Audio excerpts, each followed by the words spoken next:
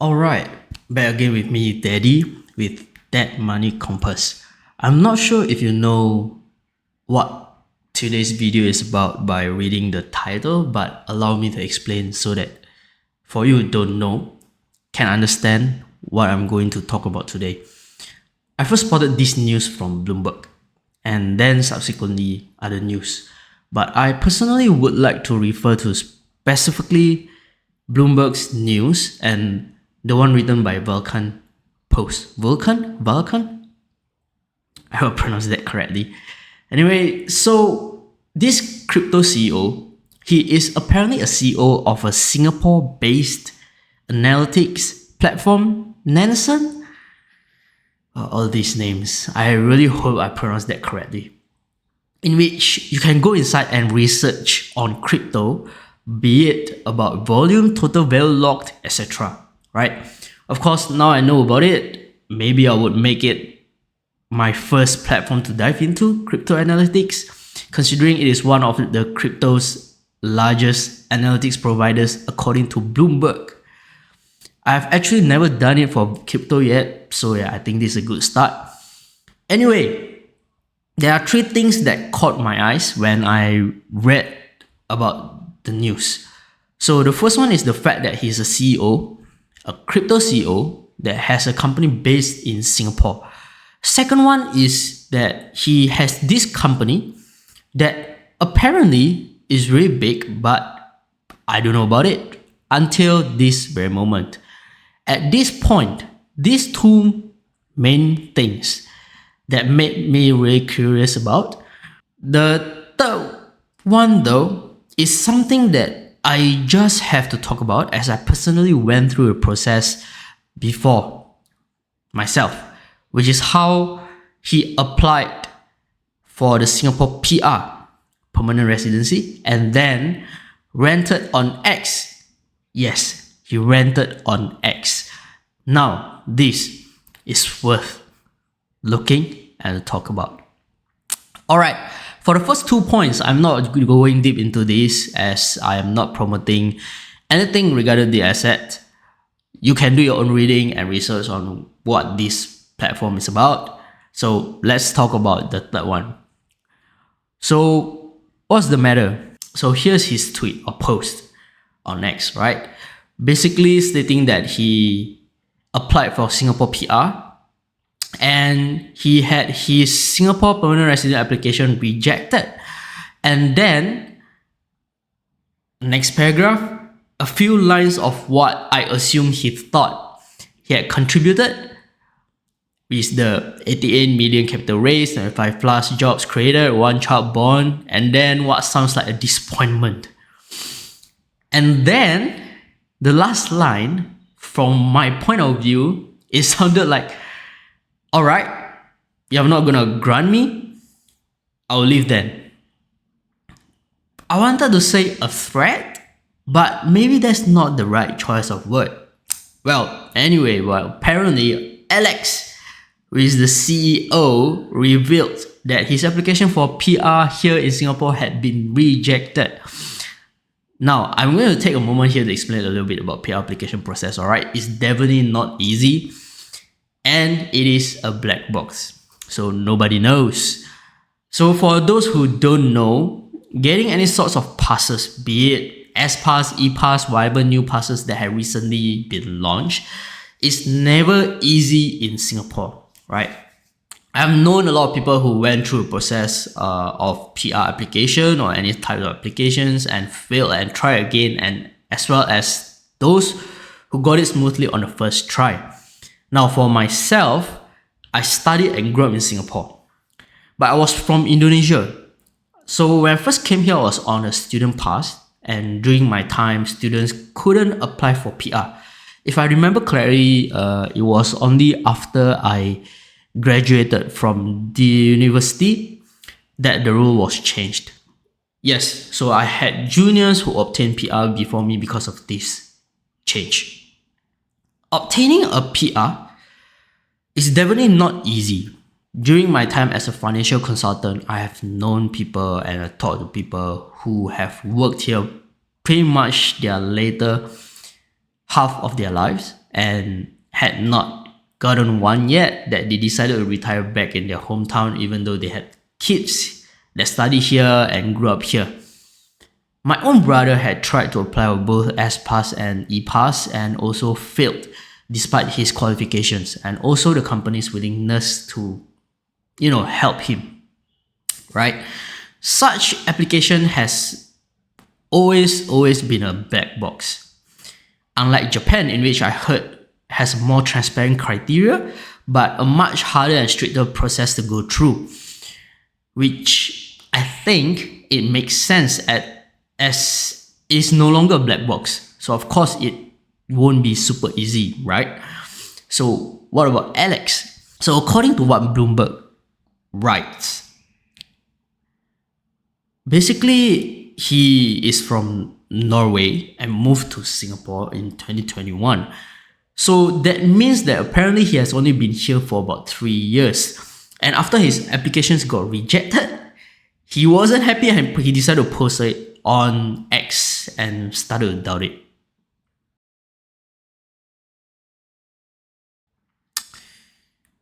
Yeah, I mean, I believe all the other foreigners in Singapore here would be like, what? Are you serious? Like, well, the news from Bloomberg basically just reports on whatever is happening, alright, and provided one theory or speculation. Well, the news from Bloomberg basically just reports on whatever is happening and provided one theory or speculation in which it is probably because he is linked to crypto, and crypto is currently not a strong enough point to boost his credential that could potentially help him to obtain a PR easier. As we all know, crypto is still not here nor there. I would probably say Singapore is still unsure how to, consider this as a proper business, I guess. I mean, considering how Singapore is not as open as compared to, where was it? I think somewhere outside there. I mean, considering the fact that Binance actually moved out as well and stuff, some of those stuff. So yeah, Singapore being a strict country, yeah, we can see that, right? So that's pretty alright, decent reasoning. But there's this post written by Michael on Vulcan Post on why this CEO basically is being refused his PR status. Well, I think this provides a better sense of what might happen, and although it is more of just his opinion and speculation. So if you like, you can read it yourself. I'm just going to summarize over here. So his first opinion is basically the same. Basically, crypto being lukewarm towards investors and considering where Singapore's position is now towards crypto, yeah, we all know. Then he suggested that money is not everything. Now this, I have to agree. He mentioned how Singapore doesn't need more money. I think though, more money is fine, but Singapore definitely looks out for more than just money. The point where the writer and I align is that the contribution matters more. However, what kind of contributions? Yeah, again, we don't know, right? Because it's a black box, so we don't know what kind of contributions play an important role to get this PR application, right? So personally, I think that is actually a good point as well, because that way we can ensure that we really, consider Singapore as our permanent home. We do everything for Singapore and full-heartedly instead of half-heartedly, right?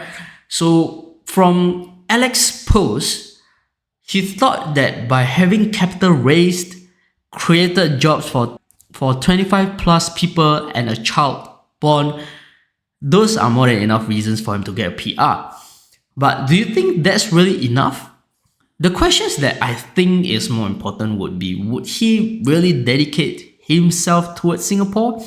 Will he run away to somewhere else? Will he move the company away from Singapore when maybe there is a better country that supports crypto better?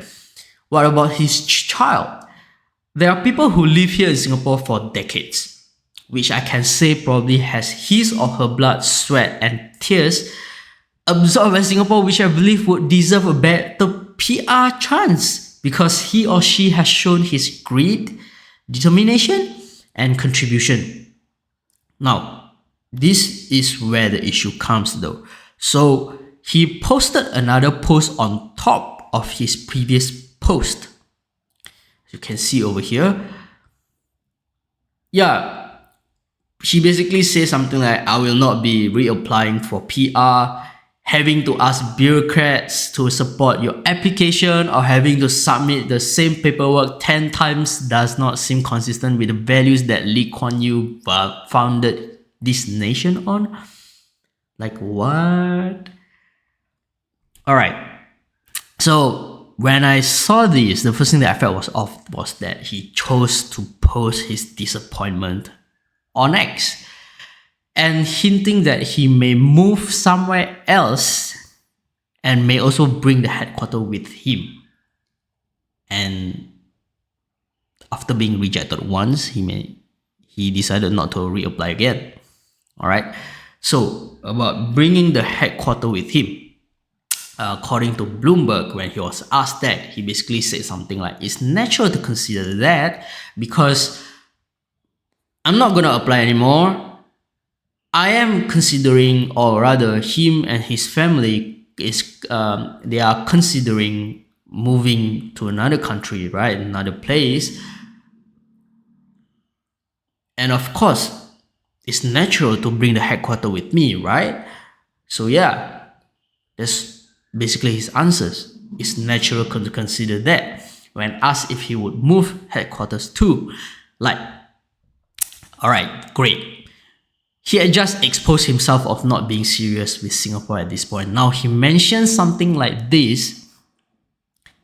If I was the officer, I would probably thought that we made the right move. Because this dude just declares publicly, not privately, publicly, that he may not be serious deep inside after all. But he did mention that his wife is a permanent resident, which is great, and his daughter is on a dependence pass, which is fine. Although he didn't elaborate how his wife got it or who his wife is, I would say that her wife has probably done things or contributions that are deemed to be worth it. They are deemed to be, like, alright, this person, let's give her a chance because, she probably has done some things that really is worth it to be granted this PR status, right?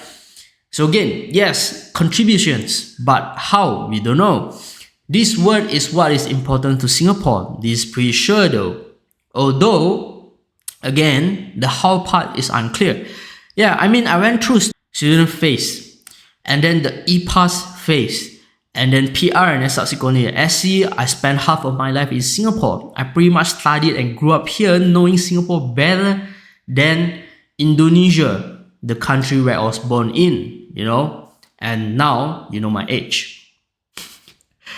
Alright, looking back, I would like to believe that I definitely have lived and experienced my life here much more than him. And just like what the writer says, creating 25 plus jobs